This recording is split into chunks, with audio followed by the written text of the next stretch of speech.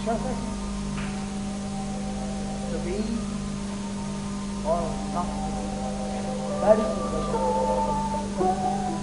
जगावं की मरावं हा एक सवाल आहे. या दुनियेच्या उकिरड्यावर खरकट्या पत्रावरीचा तुकडा होऊन जगावं बेशरम लाजार आनंदानं फेकून द्यावं या देहाचं नसतं त्या कोंडाळलेलं जाळीच्या यातनेत मृत्यूच्या काळ्या शाळा अरे करावा सर्वांचा शेवट एकाच प्रहारानं एकाच माझा तुझा याचा आणि त्याचा मृत्यूच्या महाधर्मानं जीवनाला असा टंक मारावा. नंतर येणाऱ्या निद्रेला नसावा जागृतीचा किनारा कधी कधी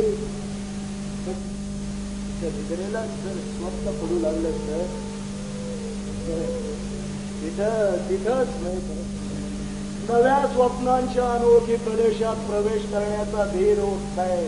म्हणून आम्ही सहन करतो हे जुनं जागेपण, सहन करतो प्रेताच्या निर्जीवपणानं अभिमानावर होणारे बलात्कार, अस्तित्वाच्या गाभाऱ्यात असलेली तत्वांची विटंबना.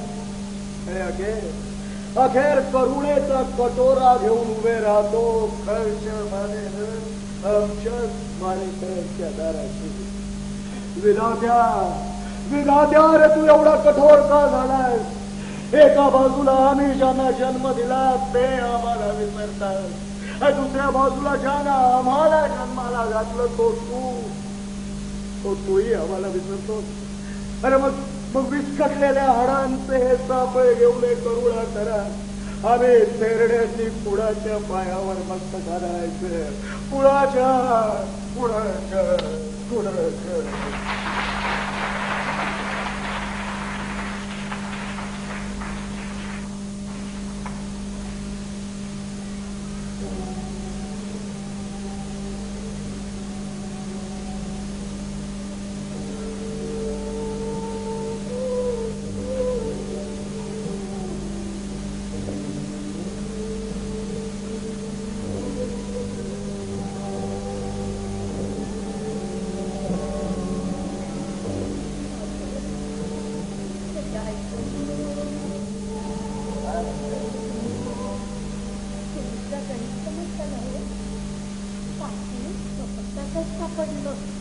आत्ता एवढ्या पोरीचा जीव मागून गेला होता.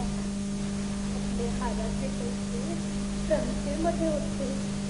तिला या पैशांचं काहीच माहित नव्हतं. तिला वाटलं आपला बाप चोर आहे, आपली आई चोर आहे. मुख्य म्हणजे ते दोघे म्हातारी आहे, क्लोळी पांगळी आहे, बेवारशी कुत्र्याप्रमाणे आपल्या दारात येऊन राहिले. त्याच्या तोंडावर हे गलिच्छ आरोपांचं शेड फेकलं तर ते काय आपलं वापर करणार आहे? या तिरदवडीच्या कटपुतल्यांना न्यायासनावर बसवून त्यांच्या समोर इंसाफ मागण्याची सवय तर निरपराधी ठरण्याची देखील माझी इच्छा नाही. खरते मराठी रंगभूमीचा सार्वभौम राजा नटसम्राट अप्पासाहेब बेलवलकर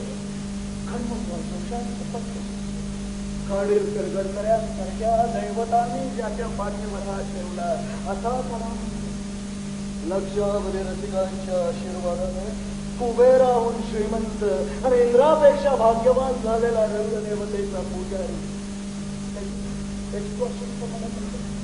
केवळ तो तुझा बाप झाला म्हणून, त्याच्याजवळ पैसे नाहीत म्हणून, म्हातारपणा तो असहाय्य झालाय म्हणून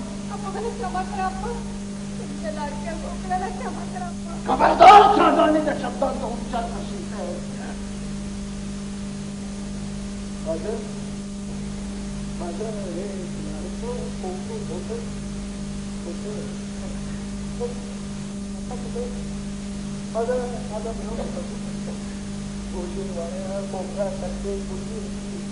सशासारखा एक मुलगा होता.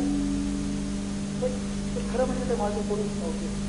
आभाळ पाठीवर घेऊन फिरणाऱ्या हत्तींना विचारून पहा, ते सांगतील कुणीही कुणाचं नसतं.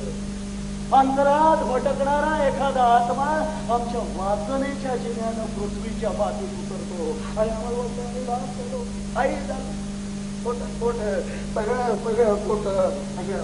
आम्ही